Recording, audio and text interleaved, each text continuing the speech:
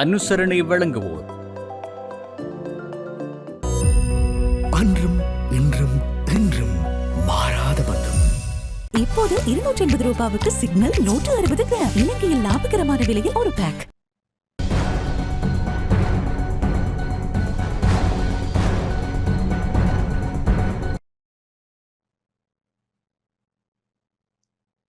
வணக்கம். நீங்கள் இணைந்திருப்பது டான் தமிழொலியின் இரவு நேர பிரதான செய்திகளுடன். விரிவான செய்திகளுக்குள் செல்வதற்கு முன்பதாக முதலில் இன்றைய தலைப்புச் செய்திகள்.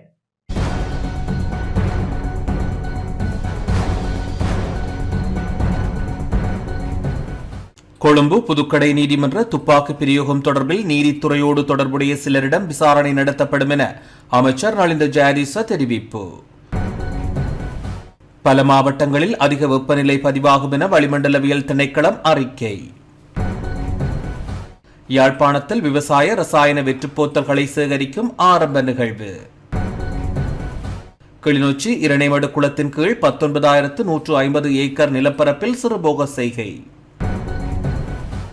மட்டக்களப்பில் போதைப்பொருள் தடுப்பு செயலணி கூட்டம். அரசாங்கத்தின் இயலாமையினால் நாட்டிற்கு ஆபத்து ஏற்பட்டுள்ளதாக நாடாளுமன்ற உறுப்பினர் சமித விஜயஸ்ரீ கவலை.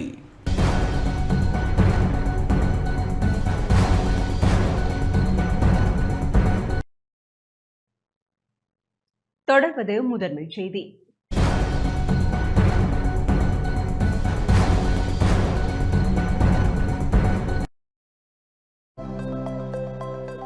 அனுசரணை வழங்குவோர்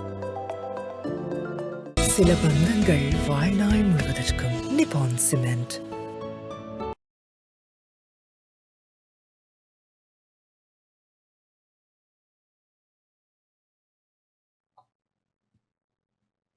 கொழும்பு புதுக்கடை நீதிமன்றத்தில் இடம்பெற்ற துப்பாக்கி பிரயோகம் தொடர்பில் நீதித்துறையோடு தொடர்புடைய சிலரிடம் விசாரணை நடத்தப்பட உள்ளதாக அமைச்சர் நலிந்த ஜெயதிச தெரிவித்துள்ளார். புதுக்கடை நீதிமன்றத்தில் இடம்பெற்ற துப்பாக்கி பிரயோகம் தொடர்பில் நீதித்துறையோடு தொடர்புடைய சிலரிடம் விசாரணை நடத்தப்பட உள்ளதாக அமைச்சர் நலிந்த ஜெயதிச தெரிவித்துள்ளார்.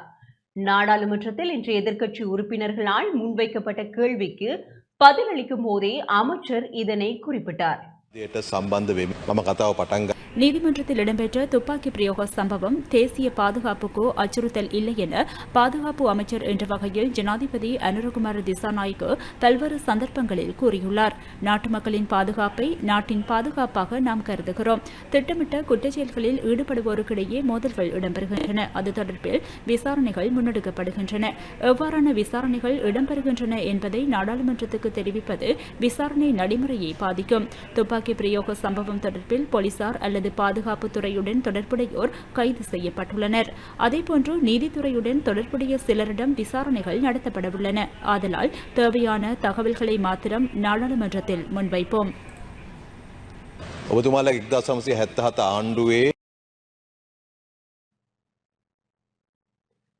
இதேவேளை பாதாள உலக குழுக்களிடையே இடம்பெற்று வரும் கொலை கலாசாரம் தேசிய பாதுகாப்புக்கு பிரச்சனையாக இருப்பதால் அது தொடர்பில் கவனம் செலுத்துமாறு எதிர்க்கட்சித் தலைவர் சஜித் பிரேமதாச கோரிக்கை விடுத்துள்ளார்.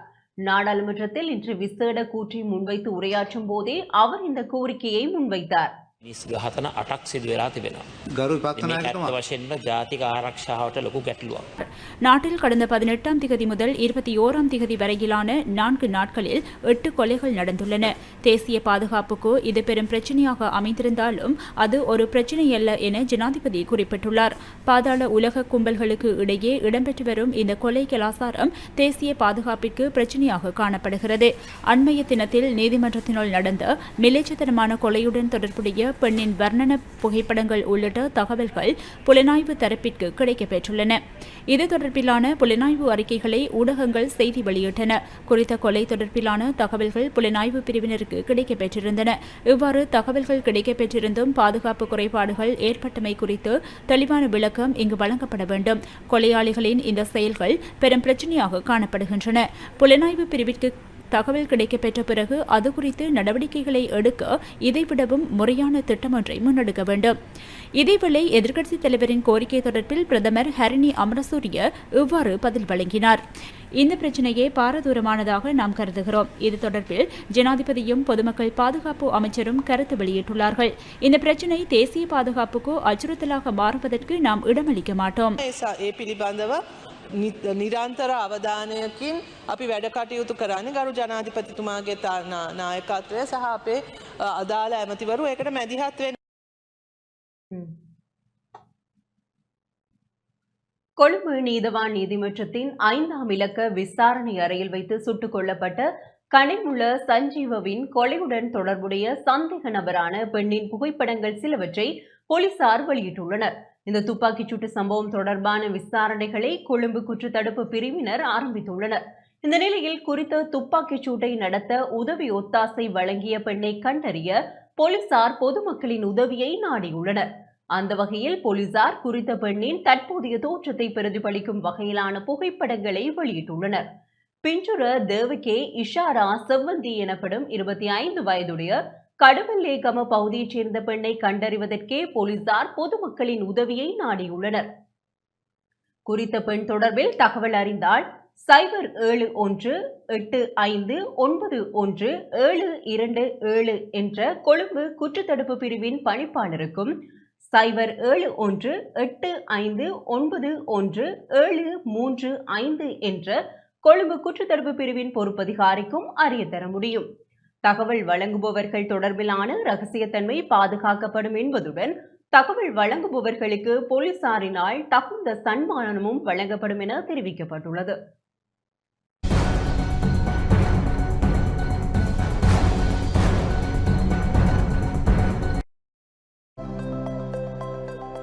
அனுசரணை வழங்கியோர் சில பந்தங்கள் வாழ்நாள் முழுவதற்கும் நிப்பான் சிமெண்ட்.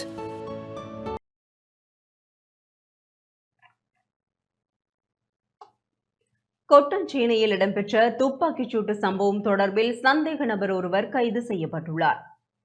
கொட்டாஞ்சேனை போலீஸ் பிரிவில் கடந்த 21ஆம் தேதி மோட்டார் சைக்கிளில் வந்த 2 நபர்களினால் நபர் ஒருவர் சுட்டுக்கொலை செய்யப்பட்ட சம்பவம் தொடர்பில் கொழும்பு வடக்கு குற்றப்புலனாய்வு பிரிவினர் விசாரணையை ஆரம்பித்திருந்தது. அதற்குமைய விசாரணை அதிகாரிகளுக்கு கிடைத்த தகவலின் அடிப்படையில் நேற்று முகத்துவாரம் போலீஸ் பிரிவிற்குட்பட்ட மெத்சந்த செவன பகுதியில் சம்பவத்துடன் தொடர்புடைய சந்தேக நபர் ஒருவர் கைது செய்யப்பட்டார். கைது செய்யப்பட்ட சந்தேக நபர் முகத்துவாரம் பகுதியைச் சேர்ந்த 28 வயதுடையவர் என தெரிய வந்துள்ளது. கைது செய்யப்பட்ட சந்தேக நபரிடம் மேற்கொண்ட விசாரணையில் அவர் வெளிநாட்டில் மறைந்திருக்கும் ஒரு திட்டமிட்ட குற்றச் செயல்களில் ஈடுபட்டு வரும் போதைப் பொருள் கடத்தல்காரருடன் நெருங்கிய தொடர்புகளை பேணி இந்த நாட்டில் குற்றச் செயல்களை நடத்தி வருபவர் என்பது தெரிய வந்தது. சந்தேக நபர் கொட்டாஞ்சேனைக்கு வந்த துப்பாக்கிச்சூடு நடத்தியவரை கொழும்பு கோட்டை பகுதியில் இருந்து தனது முச்சக்கர வண்டியில் பலாமர சந்தையில் உள்ள அவரது மனைவியின் வீட்டிற்கு அழைத்துச் சென்று குற்றத்திற்கான துப்பாக்கி மற்றும் ரவைகளை அவருக்கு வழங்கியுள்ளார்.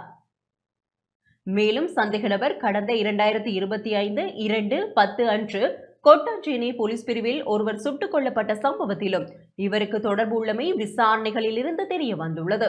சந்தேக நபர் மேலதிக விசாரணைகளுக்காக கொட்டாஞ்சேனை போலீஸ் நிலையத்தில் ஒப்படைக்கப்பட்டுள்ளார். சம்பவம் தொடர்பான மேலதிக விசாரணைகளை கொட்டாஞ்சேனை போலீசார் மேற்கொண்டு வருகின்றனர்.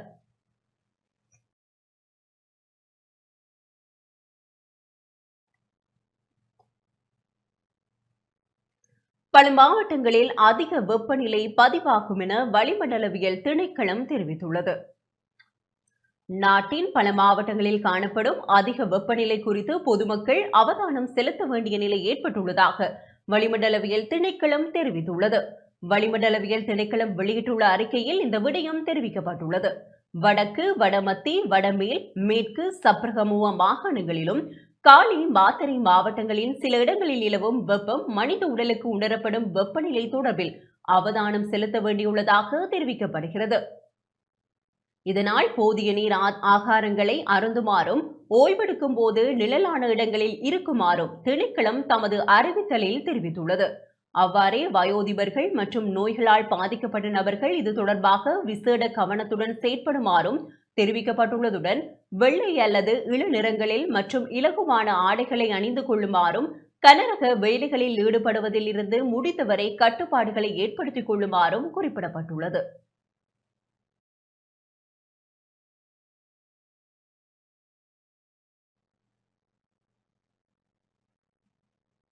விவசாய ரசாயன வெற்று போத்தல்களை சேகரிக்கும் ஆரம்ப நிகழ்வு இன்று யாழ்ப்பாணத்தில் இடம்பெற்றது. விவசாய ரசாயன வெற்று போத்தல்களை சேகரிக்கும் ஆரம்ப நிகழ்வும் வாகன பேரணியும் இன்று யாழ்ப்பாணம் திருநெல்வேலியில் உள்ள மாவட்ட விவசாய பயிற்சி நிலையத்தில் இடம்பெற்றது. பிரதம விருந்தினராக வடக்கு மாகாண பிரதம செயலாளர் பங்கேற்றார். சிறப்பு விருந்தினர்களாக வடக்கு மாகாண விவசாய அமைச்சின் செயலாளர், பீடைக்கொள்ளி கட்டுப்பாட்டு பிரிவு பதிவாளர், வடக்கு மாகாண விவசாய பணிப்பாளர், ஆராய்ச்சி பிரிவு மேலதிக பணிப்பாளர், கமநல அபிவிருத்தி திணைக்கள உதவி ஆணையாளர், பயிர்வாழ்வு மற்றும் விவசாய சம்மேளன தலைவர்கள் என பலரும் பங்கேற்றனர்.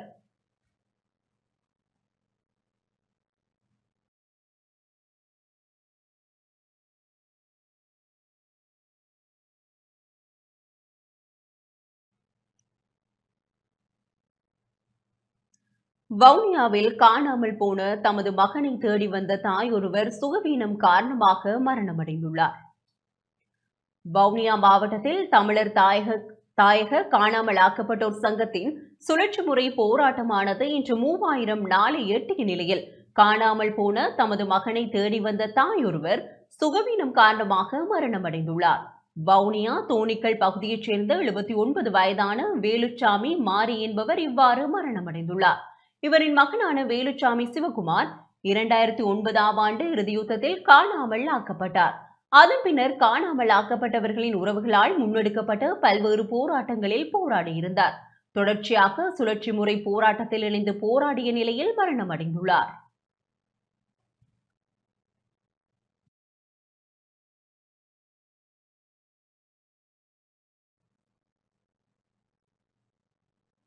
இதேவேளை வவுனியா மாவட்டத்தில் தமிழர் தாயக காணாமலாக்கப்பட்டோர் சங்கத்தினால் முன்னெடுக்கப்பட்டு வரும் சுழற்சி முறை போராட்டமானது இன்றுடன் 3000 நாளை எட்டிய நிலையில் இன்று ஆர்ப்பாட்டம் நடத்தப்பட்டது.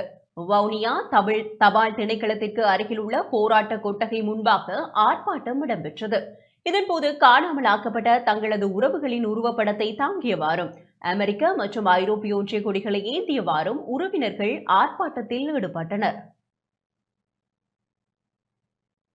2017 2ஆம் மாதம் 24ஆம் தேதி போராட்டம் தொடங்கின நாங்கள் இதுவரைக்கும் போராடி கொண்டுதான் இருக்கிறோம். எங்களுடைய தாய்மார்களுக்கு எந்த ஒரு தீர்வுமே இல்லை. இன்றைக்கும் ஒரு தாய் இறந்திருக்கிறான். இந்த தினத்தில் அன்று இன்றைக்கு ஒரு முக்கியமான ஒரு தாயார் பிள்ளையின் இயக்கத்தோடைய சிவன் போயிருக்குது. இந்த புது அரசாங்கம் பெரியக்குள்ளே ஏதோ கவுட்டு கொட்டி கொண்டு வந்தது. நாங்கள் இதை சொல்லுவோம், அதை செய்வோம், இதை செய்வோம். இன்றைக்கு எங்களுடைய கதையே இல்லை. எங்களுக்கு சரியான ஒரு தீர்வு வெளிநாடு தெரியும் என்று சொல்லித்தான் நாங்கள் அமெரிக்கா ஐரோப்பிய ஒன்றிய நாடுகளை கேட்டுக்கொண்டிருக்கிறோம். அந்த தாயின் பாவத்தை எங்கேயே துளைக்க போகணுமோ தெரியாது. எங்களுக்கு எப்போ சரியான ஒரு தீர்வு கூறணுமோ அன்றைக்கு ஒரு விடுதலை என்றதை நல்லா தெரிஞ்சு கொள்ளணும்.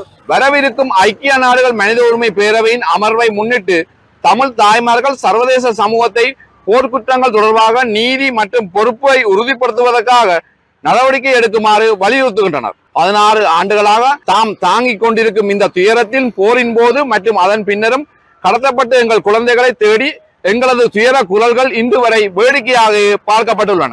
ஐரோப்பிய நாடுகள் தூதுவர்கள் மற்றும் உயர்ஸ்தானிகர்கள் தமிழர் வாழும் பகுதிகளுக்கே வந்து நேரடியாக பாதிக்கப்பட்டவருடன் உரையாடி எங்களுக்கு உண்மையில் என்ன தேவை என்பதை புரிந்து கொள்ள வேண்டும். கடந்த 16 ஆண்டுகளாக தமிழர்களை ஏமாற்றியும் சமீபத்திய தேர்தலில் தமிழ் மக்களால் நிராகரிக்கப்பட்டவர்களும் கருத்துக்களை அடிப்படையாக கொண்டு எந்த முடிவுகளையும் எடுக்க வேண்டாம். UNHRC இப்போது நடவடிக்கை எடுக்க தவறினால் உண்மை அவர்களுடன் மண்ணடியில் புதைந்து போகும். எங்கள் காணாமலாக்கப்பட்ட குழந்தைகள் குறித்து பதில்கள் தேவை. நீதி நிறைவேறும் வரை எங்கள் போராட்டம் தொடரும். கிளிநொச்சி இரணைமடு குளத்தின் கீழ் 19,150 ஏக்கர் நிலப்பரப்பில் சிறுபோக செய்கை மேற்கொள்ளப்பட உள்ளது. கிளிநொச்சி மாவட்டத்தின் பாரிய நீர்ப்பாசன குளமான இரணைமடு குளத்தின் கீழ் 19,150 ஏக்கர் நிலப்பரப்பில் சிறுபோக செய்கையும் அதற்கு மேலாக 382 ஏக்கரில் உப உணவு செய்கையும் மேற்கொள்ளப்பட உள்ளது.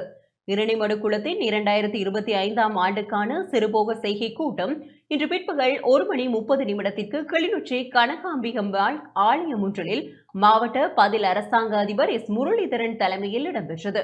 இந்த கூட்டத்தில் கிளிநொச்சி மாவட்ட பிரதி நீர்ப்பாசன பொறியியலாளர் மற்றும் இரணிமடு நீர்ப்பாசன பொறியியலாளர், கால்நடை உற்பத்தி சுகாதார பணிப்பாளர், பிரதி மாகாண விவசாய பணிப்பாளர், விவசாய அமைப்புகளின் பிரதிநிதிகள், விவசாயிகள் என பலரும் பங்கேற்றனர். இதன்போது சிறுபோக செய்கை மற்றும் உப உணவு செய்கை குறித்து தீர்மானம் மேற்கொள்ளப்பட்டது.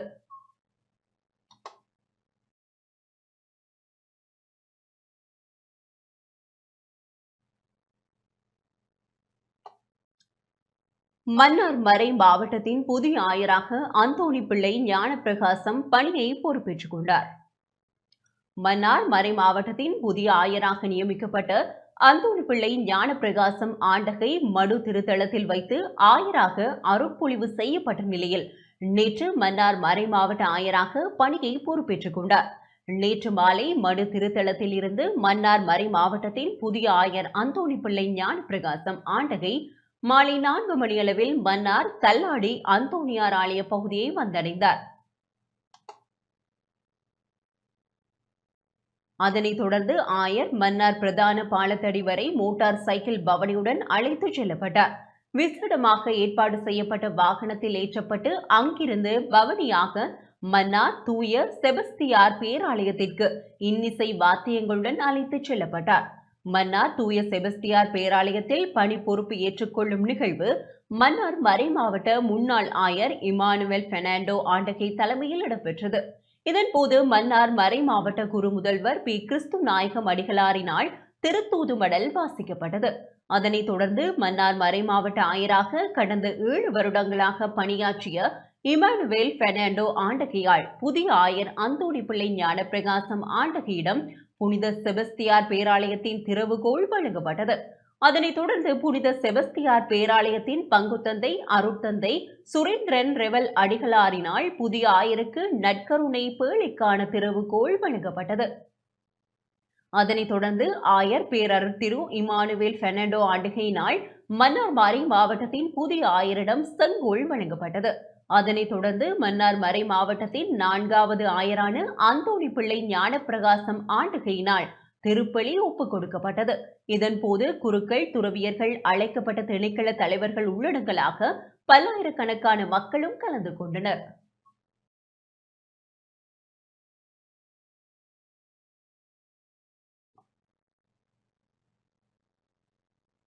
மட்டக்களப்பு மாவட்ட போதைப்பொருள் தடுப்பு செயலணி கூட்டம் இன்று இடம்பெற்றது. மட்டக்களப்பு மாவட்ட போதைப்பொருள் தடுப்பு செயலணி கூட்டம் மாவட்ட அரசாங்க அதிபர் ஜஸ்டினா முரளிதரன் தலைமையில் இன்று இடம்பெற்றது. மேலதிக அரசாங்க அதிபர் சுதர்ஷினி ஸ்ரீகாந்தின் மேற்பார்வையில் போதைப்பொருள் முத்தடுப்பு மாவட்ட இணைப்பாளர் தினேஷின் ஏற்பாட்டில் பழைய மாவட்ட செயலக மாநாட்டு மண்டபத்தில் கூட்டம் இடம்பெற்றது. மாவட்டத்தில் போதைப்பொருள் தடுப்பை மேற்கொள்வதற்கு 14 பிரதேச செயலக பிரிவுகளில் கடமையாற்றும் உத்தியோகத்தர்கள் பங்கேற்று அவர்களால் செயற்படுத்தப்பட்ட விடயங்கள் குறித்து தெளிவூட்டல்கள் வழங்கப்பட்டன. போதைப்பொருள் தடுப்பை எதிர்வரும் காலங்களில் மேற்கொள்வதற்கு தேவையான செயற்பாடுகள் மற்றும் திட்டங்கள் வகுக்கப்பட்டதுடன் சவால்கள் தொடர்பாகவும் துறைசார் அதிகாரிகளால் கலந்துரையாடப்பட்டது. இதன்போது பிரதேச மட்டத்தில் சிறுவர் மற்றும் இளைஞர் யுவதிகளுக்கு விழிப்புணர்வு மேற்கொள்ளப்பட்டுள்ளது. இந்த கூட்டத்தில் பிரதேச செயலாளர்கள், முப்படையினர், மாவட்ட சிறுவர் உளநல வைத்திய அதிகாரிகள், டான் சவுந்தரராஜா, வாழைச்சேனை ஆதார வைத்தியசாலையின் சிரேஷ்ட உளநல ஜூடி ஜெயக்குமார், போலீசார், துறைசார் அதிகாரிகள், தேசிய அபாயகர ஊடகங்கள் கட்டுப்பாட்டு சபை உத்தியோகத்தர்கள் என பலர் பங்கேற்றனர். போதைப் பொருளானது ஒரு தனி மனிதனுடைய வாழ்க்கையை சீரழிப்பது மட்டுமின்றி ஒரு சமூகத்தையே சீரழிக்கின்றது. எத்தனையோ குடும்பங்கள் சீரழிந்திருக்கிறது. குடும்ப தலைவன்மார் போதைப் பொருளுக்கு அடிமையாக்கி குடும்பத்தை கவனிக்காமல் விட்டு அந்த குடும்பங்கள் மிகவும் கஷ்டப்பட்டு கொண்டிருக்கிறது. எனவே இது ஒரு மோசமான, மக்கள் கட்டாயம் விட்டுவிட வேண்டிய ஒரு பழக்கமாக இருக்கிறது. எத்தனையோ செயல் திட்டங்கள் நாங்கள் செய்து கொண்டிருக்கிறோம். ஆனால் இது மிகவும் முக்கியமானது. அனைவரும் இந்த விடயத்திலே ஒத்துழைக்க வேண்டும். சேர்ந்து செய்வீங்கள் என்று சொன்னால் தான், ஒரு ஆள் மட்டும் செய்யலை, சேர்ந்தால்தான் மட்டக்களப்பு மாவட்டத்திலேருந்து பூர்ணமாக நாங்கள் இந்த போதைப்பொருள் பாவனையை ஒழிக்கக்கூடியதாக இருக்கும். எனவே அனைவரும் இதுக்கு உதவி செய்ய வேண்டும் என்று கேட்டுக்கொள்கிறேன். பர்டிகுலர் பிள்ளைகள் படிக்கிறாங்க, நல்லா விளையாடுறாங்க, நல்லா கலை கலாச்சார நிகழ்வுகளுக்கு நல்லா அப்புறம் அதுகளுக்குள்ளே பிள்ளைகளை நாங்கள் உள்வாங்க வேண்டும். எங்களுடைய கல்வி சமூகம் எங்களுக்கு உதவி செய்ய வேண்டும். எனவே நாங்கள் அனைவரும் இணைந்து செயல்பட்டு மட்டக்களப்பு மாவட்டத்திலே இந்த போதைப்பொருள் பாவனையை ஒழிப்போம். அதுக்கான உதவியை நீங்கள் செய்வீர்கள் நம்பி எனது உரையை முடித்துக் கொள்கிறேன். நன்றி, வணக்கம். இப்போ ஆல்கஹால் ரீஹபிலிட்டேஷன் சென்டர் ஒன்று நாங்கள் செட்டிப்பாளையத்தை தொடங்க போகிறோம். அதே பற்றியும் ஒரு சின்ன ஒரு விளக்கம் உங்களுக்கு சொல்ல வேண்டிய கடமைப்பாடு ஒன்று இருக்குது. என்ன மாதிரி விளங்குறீங்கன்னு தெரியாது. தப்பக்கூடிய ஆக்களை மட்டும்தான் வச்சு ட்ரீட்மெண்ட் கொடுக்க போகிறோம். சிகிச்சைக்கு தகுந்த ஆக்கள் இவங்களால் நின்று பிடிச்சி இனி ஆல்கஹால்லேருந்து விடுவிக்கிறதுக்கு லேசாக இருக்குமென்று யோசிச்சா மட்டும்தான் ட்ரீட்மெண்ட் கொடுக்க போகிறோம். கந்தக்காடு முகாம்களை பார்த்தீங்கன்னா கொண்டே அடைச்சி வைக்கிறது, பைஃபோர்ஸாக கொண்டே வைக்கிறது, இதுகள் ஒரு கொஞ்ச நாளைக்கு ஆல்கஹால் எடுக்காமல் வச்சிருக்கு. அவ்வளோதான். வெளியில் விட்டோடனே ஒரு கொஞ்ச நாளே ஆல்கஹால் எடுத்துருவாங்க. அப்போ அதை நிப்பாட்டுறதுக்கு என்ன செய்கிறேன்டா, ஃபாலோ அப் தான் முக்கியம். அதுகளை நாங்கள் தொடர்ந்து முன்னேற்றி கொண்டு வரோம். அதுக்கு குழுவாக சேர்ந்து செய்ய போகிறோம். எம்ஓஹெச்லேயும் நாங்கள் லேபர் கேட்டகரி ஆக்களுக்கு ட்ரெயின் பண்ணி வச்சுருக்கிறோம். அவங்கள வச்சுக்கொண்டு நாங்கள் ஃபாலோ அப் பண்ண போகிறோம்.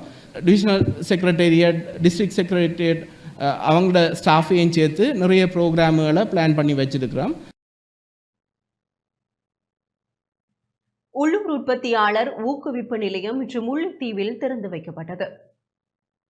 கனேடிய தமிழர் பேரவையின் உதவியுடன் உள்ளூர் உற்பத்தியாளர் ஊக்குவிப்பு நிலையம் முல்லைத்தீவு புதிய பேருந்து நிலைய கட்டட தொகுதியில் இன்று திறந்து வைக்கப்பட்டது.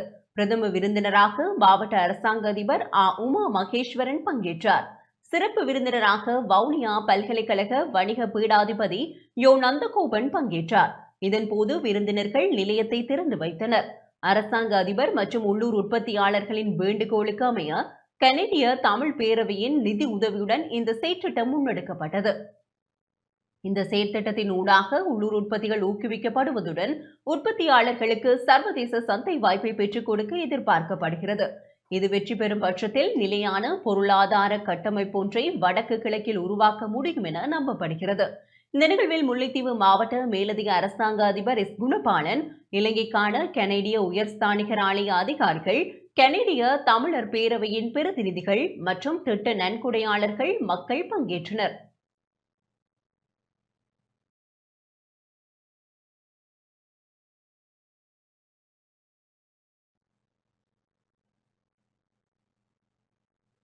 திருகோணமலை குமாரபுரம் பகுதியில் இன்று காலை ஏற்பட்ட விபத்தில் பலர் காயமடைந்துள்ளனர்.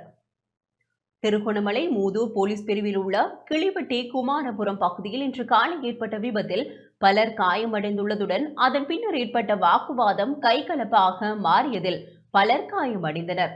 சம்பவத்தில் பாதிக்கப்பட்ட 5 பேர் கிளிவட்டி வைத்தியசாலையில் அனுமதிக்கப்பட்டுள்ளதுடன் மேலும் 3 திருகோணமலை பொது வைத்தியசாலைக்கு மாற்றப்பட்டுள்ளனர்.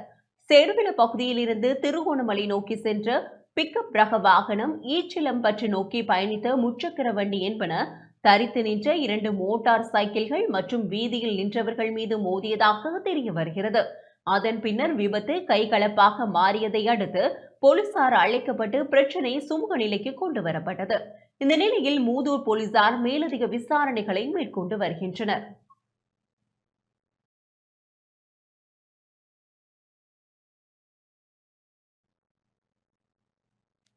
வவுனியா பூந்தோட்டம் வீதியில் சென்று கொண்டிருந்த கார் மற்றும் மோட்டார் சைக்கிள் விபத்துக்குள்ளாகிய நிலையில் முழுமையாக தீப்பற்றி எரிந்துள்ளது. வவுனியா நகர் பகுதியில் இருந்து பூந்தோட்டம் நோக்கி சென்ற காரும் பூந்தோட்டம் பகுதியில் இருந்து வவுனியா நகர் நோக்கி வந்த மோட்டார் சைக்கிளும் நேருக்கு நேர் மோதிய நிலையில் விபத்துக்குள்ளான. இதனை அடுத்து 2 வாகனங்களும் தீப்பற்றி எரிந்த நிலையில் அங்கு குழுமிய மக்களினால் தீயை கட்டுப்படுத்த முயற்சிகள் மேற்கொள்ளப்பட்ட போதிலும் அது சாத்தியப்படவில்லை. பின்னர் வவுனியா நகர சபையின் தீயணைப்பு பிரிவினர் விரைந்து தீயை கட்டுப்படுத்த நடவடிக்கையை முன்னெடுத்தனர். எனினும் கார் மற்றும் மோட்டார் சைக்கிள் முழுமையாக எரிந்து நாசமாகியுள்ளது. இந்த நிலையில் மோட்டார் சைக்கிளில் வந்த 2 காயமடைந்த நிலையில் வவுனியா வைத்தியசாலையில் அனுமதிக்கப்பட்டதோடு காரில் வந்தவர்கள் காப்பாற்றப்பட்டனர். விபத்து தொடர்பிலான விசாரணைகளை வவுனியா போலீசார் மேற்கொண்டு வருகின்றனர்.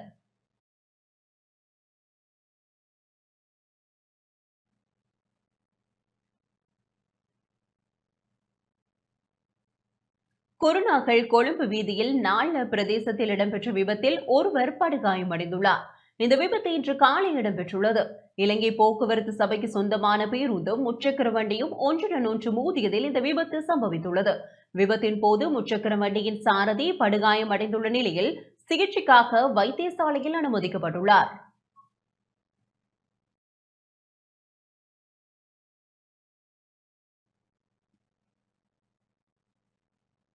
மகிங்கன பகுதியிலிருந்து தலவாக்கல பகுதிக்கு மணல் ஏற்றிச் சென்ற லோரியொன்று கட்டுப்பாட்டை இழந்து வீதியில் குடை சாய்ந்து விபத்துக்குள்ளாகியுள்ளது. குறித்த விபத்து இன்று அதிகாலை நானோயா டெஸ்போர்ட் பகுதியில் நேர்ந்துள்ளதாக போலீசார் தெரிவித்தனர். இந்த விபத்தினால் நுவரெலியா தலவாக்கல A7 பிரதான வீதியின் வழியான போக்குவரத்து ஒரு மணித்தியாலம் பாதிக்கப்பட்டது. எனினும் பிரதேசவாசிகளின் ஒத்துழைப்புடன் உடனடியாக வீதியில் கொட்டிய மணல்களை அகற்றி வீதியின் போக்குவரத்தினை வளமைக்கு கொண்டு வந்துள்ளனர். விபத்து சம்பவித்த போது லோரியின் சாரதி மாத்திரமே பயணித்துள்ளதாகவும் அவர் சிறு காயங்களுடன் உயிர் தப்பியுள்ளதாகவும் லோரியில் திடீரென ஏற்பட்ட இயந்திர கோளாறு காரணமாக சாரதிக்கு வாகனத்தை கட்டுப்படுத்த முடியாத காரணத்தால் வீதியில் குடை சாய்ந்துள்ளது எனவும் தெரிவிக்கப்படுகின்றது. மேலதிக விசாரணைகளை நானோயா போலீசார் முன்னெடுத்து வருகின்றனர்.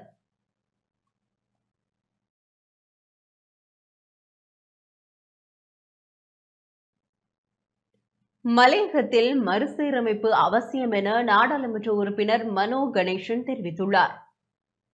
மலையக மக்களுக்கு ஒதுக்கப்பட்ட நிதியின் பெரும்பகுதி இந்திய அரசாங்கத்தினால் வழங்கப்பட்டது என ஐக்கிய மக்கள் சக்தியின் நாடாளுமன்ற உறுப்பினர் மனோ கணேசன் தெரிவித்துள்ளார். நாடாளுமன்றத்தில் இன்று இடம்பெற்ற 2025 ஒதுக்கீட்டு சட்டமூலத்தின் 2ஆம் மதிப்பீடு மீதான விவாதத்தில் கலந்து கொண்டு உரையாற்றும் போதே அவர் இதனை குறிப்பிட்டார்.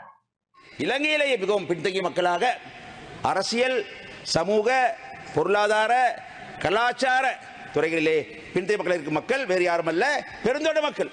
ஆக பெருந்தோட்ட மக்கள் தொடர்பாக இந்த அரசாங்கம் என்ன செய்திருக்கின்றது என்பதை பற்றி நாங்கள் கவனத்திற்கு வேண்டும் நினைக்கின்றேன். என்ன முன்மொழிவை தந்திருக்கிறார்கள் கவனத்திற்கு நினைக்கின்றேன். பாருங்கள், இந்த அரசாங்கத்தை பொறுத்தவரையிலே ஏறக்குறைய 7322 பில்லியன் இலங்கை ரூபாய்களை பின்தங்கிய மக்களான பெருந்தோட்ட மக்களுக்காக ஒதுக்கியிருப்பதாக அரசாங்கம் கூறி மாபெரும் அதை பெரிதாக பேசி சம்பந்தமாக வர்ண வேடிக்கைகள் செய்து கொண்டிருக்கின்றார்கள். ஆனால் உண்மை என்ன பாருங்கள், 3500 மில்லியன் ஒதுக்கப்பட்டிருக்கின்றது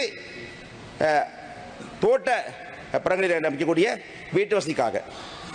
அது மட்டுமல்ல, அந்த 3500 மில்லியன் என்பது இந்திய அரசாங்கத்தால் வழங்கப்பட்ட கடப்பாடு, கமிட்மெண்ட்.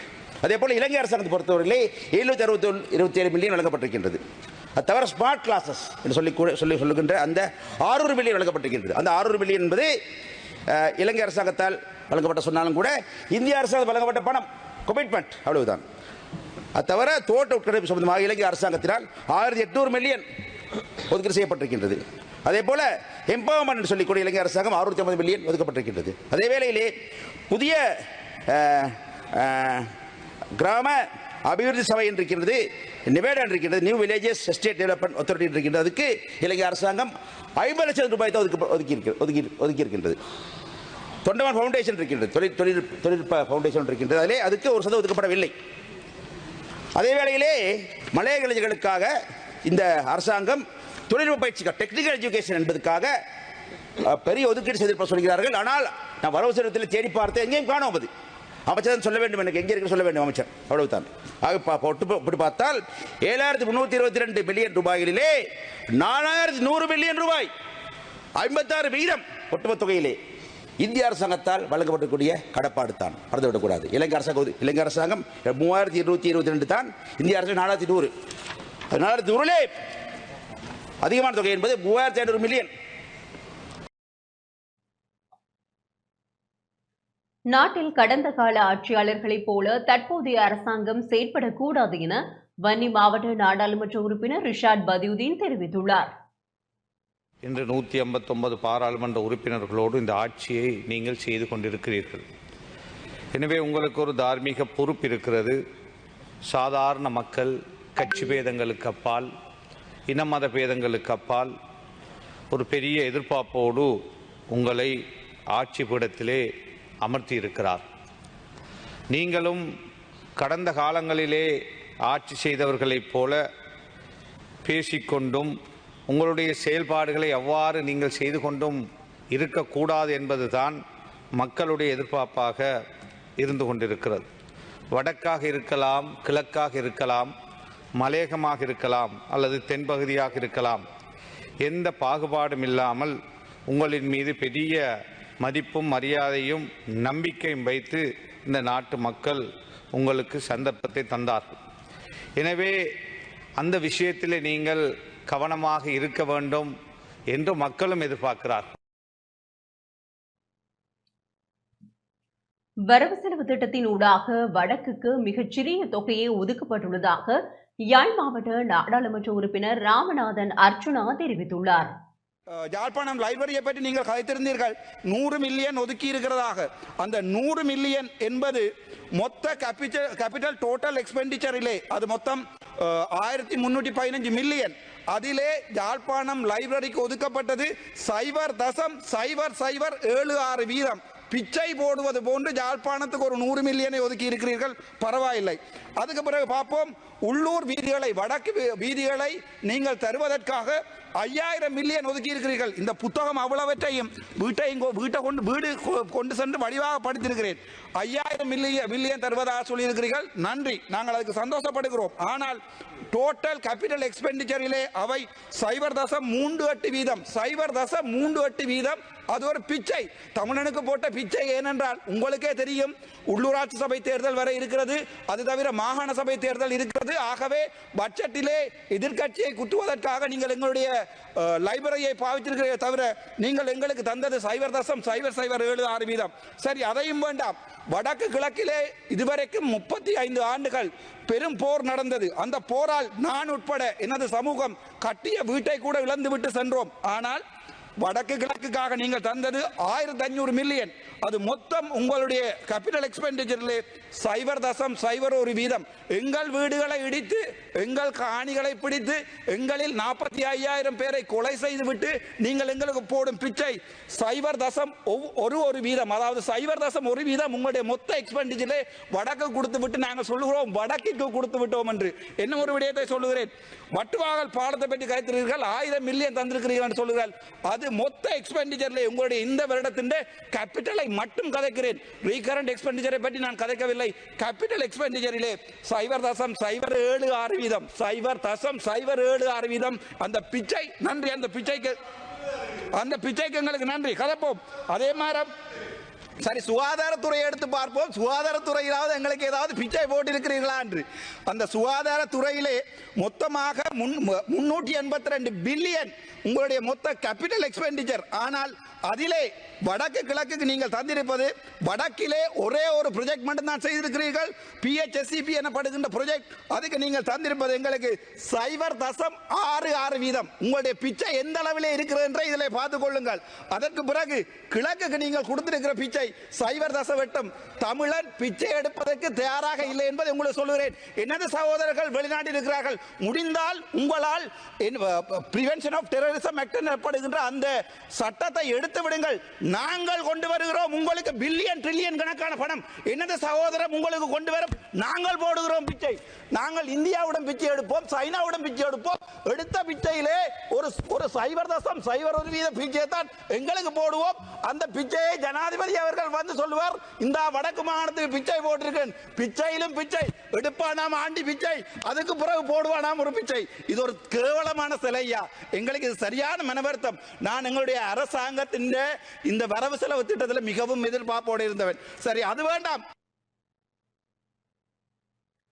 அரசாங்கத்தின் இயலாமையினால் நாட்டிற்கு ஆபத்து ஏற்பட்டுள்ளதாக நாடாளுமன்ற உறுப்பினர் சமிந்த விஜயஸ்ரீ தெரிவித்துள்ளார்.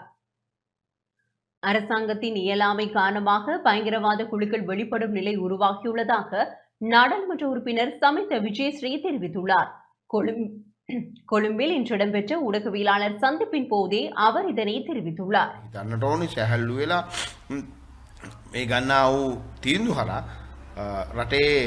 ජනතාවගේ ජීවිත අවදානම් තිබෙනවා වගේම රට අරාජිත වෙමින් පවතින බව අපිට පේනවා.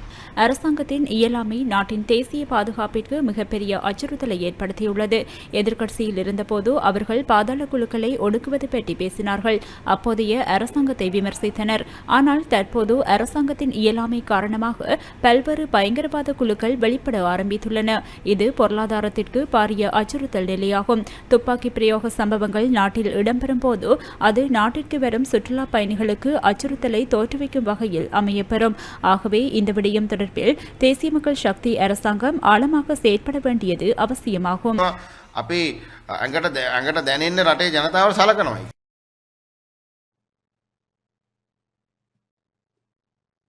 தலைமன்னார் கடற்பரப்பில் கைது செய்யப்பட்ட 32 இந்திய மீனவர்களும் விளக்கமறியலில் வைக்கப்பட்டுள்ளனர். தலைமன்னார் கடற்பரப்பிற்குள் அத்துமீறி நுழைந்து தடை செய்யப்பட்ட மீன்பிடி உபகரணங்களை பயன்படுத்தி சட்டவிரோத மீன்பிடி நடவடிக்கையில் ஈடுபட்ட குற்றச்சாட்டில் கைது செய்யப்பட்ட 32 இந்திய மீனவர்களையும் எதிர்வரும் 17ஆம் தேதி வரை விளக்கமறியலில் வைக்குமாறு மன்னார் நீதவான் உத்தரவிட்டார். தமிழ்நாடு மாநிலம் ராமேஸ்வரம் பகுதியைச் சேர்ந்த 32 மீனவர்கள் அவர்களின் அதிநவீன தொலைத்தொடர்பு சாதனங்கள் மற்றும் 5 படகுடன் இலங்கை கடற்பரப்பில் அத்துமீறி நுழைந்து மீன்பிடியில் ஈடுபட்ட நிலையில் தலைமன்னார் கடற்பரப்பில் வைத்து நேற்று அதிகாலை கடற்படையினரால் கைது செய்யப்பட்டனர். மன்னார் கடற்பகுதிக்குள் அத்துமீறி நுழைந்து மீன்பிடித்த குற்றச்சாட்டில் வடமத்திய மாகாண கடற்படையினரின் கூட்டு நடவடிக்கையின் போதே இவர்கள் கைது செய்யப்பட்டுள்ளனர். கைது செய்யப்பட்ட குறித்த 32 இந்திய மீனவர்களும் கடற்படையின் விசாரணைகளின் பின்னர் நேற்று மாலை மன்னார் மாவட்ட கடற்தொழில் திணைக்கள அதிகாரிகளிடம் ஒப்படைக்கப்பட்ட நிலையில் மேலதிக விசாரணைகளின் பின்னர் 32 மீனவர்களும் மன்னார் நீதவான் நீதிமன்ற நீதிபதியின் வாசஸ்தலத்தில் ஆஜர்படுத்தப்பட்டனர். மேற்கொண்ட மன்னார் நீதவான் குறித்த 32 மீனவர்களையும் மார்ச் மாதம் 7ஆம் தேதி வரை விளக்கமறியலில் வைக்குமாறு உத்தரவிட்டார்.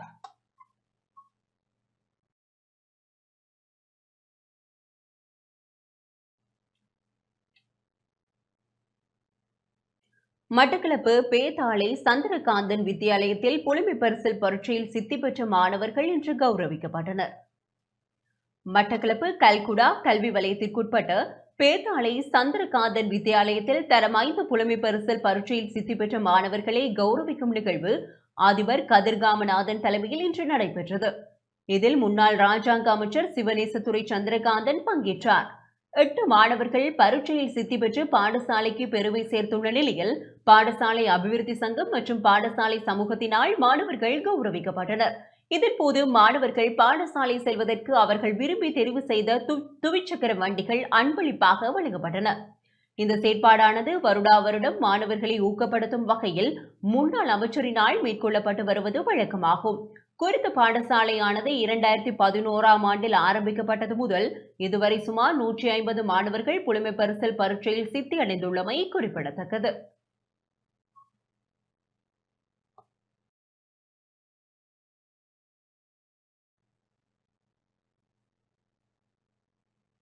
வவுனியா பண்டாரிக்குளத்தில் மக்களுக்கான காணி உரித்து பத்திரங்கள் வழங்கப்பட உள்ளன. வவுனியா பண்டாரிக்குளம் பகுதியில் வசிக்கும் 83 குடும்பங்களுக்கான காணி உறுத்து பத்திரங்கள் வழங்கப்பட உள்ளன.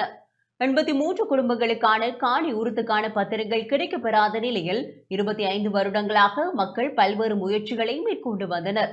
இந்த நிலையில் இன்று குறித்த காணி உரிமையாளர்களுக்கான பத்திரங்களை வழங்குவதற்கான பேர் விவரங்கள் அடங்கிய பட்டியல் பிரதேச செயலகத்திற்கு கிடைக்கப்பெற்றுள்ளதாக மக்கள் மகிழ்ச்சி வெளியிட்டுள்ளனர். குறித்த காணிக்கான உரிமையை பெறுவதற்கு எந்த அரசியல்வாதிகளும் துணையாக இருக்கவில்லை எனவும் மக்கள் கவலை வெளியிட்டுள்ளனர்.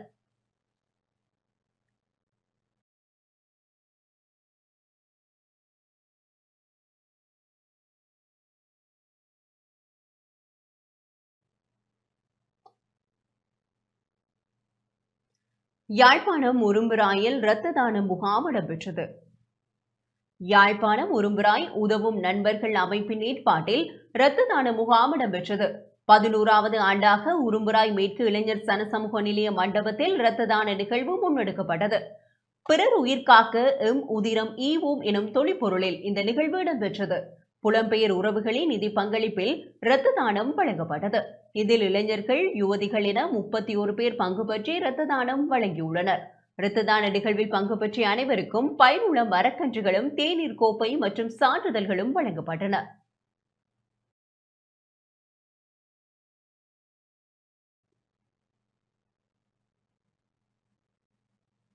சட்டவிரோதமான முறையில் நாட்டிற்குள் கடத்த முற்பட்ட வெளிநாட்டு தயாரிப்பு சிகரெட் தொகையுடன் சந்தேக நபர்கள் 2 கைது செய்யப்பட்டுள்ளனர். சட்டவிரோதமான முறையில் நாட்டிற்குள் கடத்த முற்பட்ட வெளிநாட்டு தயாரிப்பு சிகரெட் தொகையுடன் சந்தேக நபர்கள் 2 கைது செய்யப்பட்டுள்ளதாக போலீஸ் போதைப்பொருள் தடுப்பு பிரிவின் கட்டநாயக்க விமான நிலைய பிரிவினர் தெரிவித்துள்ளனர். இந்த கைது நடவடிக்கை இன்று அதிகாலை இடம்பெற்றுள்ளதுடன் சந்தேக நபர்கள் வெளிநாட்டிலிருந்து 48,000 வெளிநாட்டு தயாரிப்பு சிகரெட் தொகையை நாட்டுக்குள் கடத்த முற்பட்ட போதே கைது செய்யப்பட்டுள்ளனர்.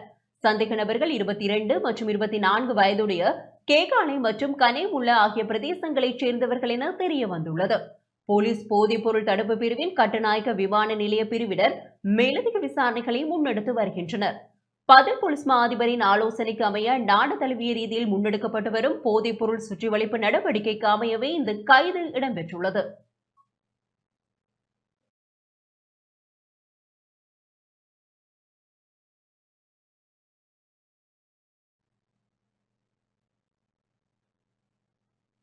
குற்றச் செயல்கள் தண்டிக்கப்பட வேண்டும் என எதிர்க்கட்சித் தலைவர் சஜித் பிரேமதாச தெரிவித்துள்ளார். தற்போதைய அரசாங்கத்திற்கே தேசிய பாதுகாப்பு தொடர்பான மேலதிக வகுப்புகளுக்கு செல்ல வேண்டிய நிலை ஏற்பட்டுள்ளது என எதிர்க்கட்சித் தலைவர் சஜித் பிரேமதாச தெரிவித்துள்ளார். யட்டியாந்தோட்ட பிரதேசத்தில் நேற்று இடம்பெற்ற மக்கள் சந்திப்பில் கலந்து கொண்டு உரையாற்றும் போதே அவர் இதனை தெரிவித்தார். උපකාරක පන්ති පවත්වන්න ජාතික ආරක්ෂාව පිළිබඳ මම හිතන්නේ කාලය එළවිලා තිබෙනවා රටේ ආරක්ෂාව තහවුරු කරන්නට මේ රජයේ සමාජිකින්ට යන්න තියෙන ඕනම පන්තියකට ගිහිල්ලා ඉගෙන ගන්න. இந்த வரவு செலவு திட்டத்தில் இருந்தேனும் சரியான வறுமை ஒழிப்பு திட்டத்தை அரசாங்கத்தால் அடையாளம் காண முடியாது போயுள்ளது. கொள்ளை, ஊழல், சிறுவர் துஷ்பிரயோகம் நடக்கும் பயங்கரமான சூழ்நிலை உருவாகியுள்ளன. குழந்தைகள் முதல் இளம் தலைமுறையினர் முதல் முதியோர்கள் வரை சமூகத்தில் சகலரும் அச்சத்தோடு வாழ வேண்டிய நிலை இன்று ஏற்பட்டுள்ளது. பாதாள உலக கும்பல் அல்லது போதைப்பொருள் காரணமாக நீதிமன்ற வளாகத்திற்குள் நுழைந்து கொலை செய்யும் அளவுக்கு இந்த கொலைகாரர்களுக்கு அச்சமும் பயமும் அற்றுப்போவது எங்கனம் என்பதில் பிரச்சினை காணப்படுகின்றது. சட்டம் கோலோச்சுமாக இருந்தால், நீதி நிலைநாட்டப்படுமாக இருந்தால் குற்றவாளிகள் குற்றம் செய்ய பயப்படுகிறார்கள். இந்த கொலைகள், கற்பழிப்புகள், சிறுவர் துஷ்பிரயோகங்கள், கொள்ளைகள், குற்றச் செயல்கள் போன்றவற்றை இச்சமூகத்தில் நடத்தும் குழுக்கள் கடுமையாக தண்டிக்கப்பட வேண்டும். கொடூரம் தலைவிரித்தாடும் கொலை கலாசாரம் இயங்கிக் கொண்டிருக்கும் இன்றைய காலகட்டத்தில் தேசிய பாதுகாப்பை உறுதி செய்ய இந்த அரசாங்கத்தை சேர்ந்தவர்கள் கூட மேலதிக வகுப்புகளுக்கு செல்ல வேண்டி ஏற்பட்டுள்ளது. இதனால் தேசிய பாதுகாப்பு ஆபத்தில் உள்ளது. இதுபோன்ற கொலை கும்பல்கள் சுதந்திரமாக உலவும் வரை நாட்டு மக்கள் நிம்மதியாகவும் சுதந்திரமாகவும் வாழ முடியாது என்பதில் சந்தேகமில்லை. கொலைகாரர்கள் மக்களின் சுதந்திரத்தை சீர்குலைக்க இடமளிக்க முடியாது. நாட்டின் பிரதான எதிர்க்கட்சி என்ற வகையில் நாட்டில் நீதி மற்றும் நியாயத்தை நிலைநாட்ட சட்டம் ஒழுங்கை நிலைநாட்டவும் ஐக்கிய மக்கள் சக்தி அதிகபட்ச ஒத்துழைப்பையும் ஆதரவையும் வழங்கும். மிகவும் புத்திசாலித்தனமாக மக்கள் ஏமாற்றப்பட்டு வருகின்றனர். இன்று நாட்டில் மக்கள் நம்பிக்கை இழந்தும் விரக்தியடைந்தும் போயுள்ளனர். சட்டம் ஒழுங்கு நடைமுறைப்படுத்தப்பட்டு தேசிய பாதுகாப்பு பலப்படுத்தப்படும் என்ற எதிர்பார்ப்பு மக்களிடம் காணப்பட்டது. பெருந்தோட்ட கைத்தொழில், விவசாய உற்பத்தி, சுயதொழில்துறை உட்பட சமூகத்தின் சகல பிரிவினருக்கும் பெரும் நம்பிக்கைகளை ஏற்படுத்தினர். இன்று மக்கள் மிகுந்த மன உளைச்சலுக்கு ஆளாகி பல இடர்பாடுகளுக்கு மத்தியில் தமது வாழ்க்கையை முன்னெடுத்து வருகின்றனர். வாழ்க்கை சுமையால் தாங்க முடியாத நிலைக்கு ஆளாகியுள்ளனர். இன்று நாட்டு மக்கள் பெரும் வாழ்க்கை சுமையால் அவதிப்பட்டு வருவதுடன் வாழ்க்கை சுமை அதிகரிக்க அதிகரிக்க மக்கள் பெரும் பீடனைகளை சந்தித்து வருகின்றனர். இந்நிலையில் இருந்து விடுபட மக்களின் வருமானம் அதிகரிக்க வேண்டும். இதற்கு ஏற்றுமதி உற்பத்தியை நோக்கி மக்களை நகர்த்த வேண்டும். பயன்படுத்தப்படாத தரிசு நிலத்தை வேலையில்லாத இளைஞர்களுக்கும் லயன் அறைகளில் வசிப்போருக்கும் வழங்கி சிறு தேயிலை தோட்ட உரிமையாளர்களாக அவர்களை வலுப்படுத்த வேண்டும். இந்த பணிகளை நிறைவேற்ற இந்த அரசாங்கத்திற்கு அக்கறை இல்லை. ஏற்றுமதியை ஊக்குவிக்கும் தெளிவான திட்டமும் இந்த அரசிடமில்லை. இந்த அரசாங்கம் தொடர்ந்தும் மக்களிடம் பொய்களை கூறி மக்களை ஏமாற்றி வருகிறது.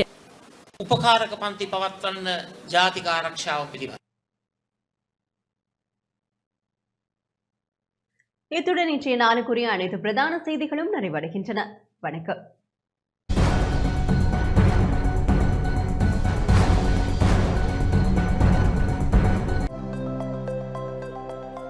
அனுசரணை வழங்கியோர் அன்றும் இன்றும் என்றும் மாறாத பந்தம். இப்போது 280 ரூபாவுக்கு சிக்னல் 160 கிராம். இலங்கையில் லாபகரமான விலையில் ஒரு பேக்.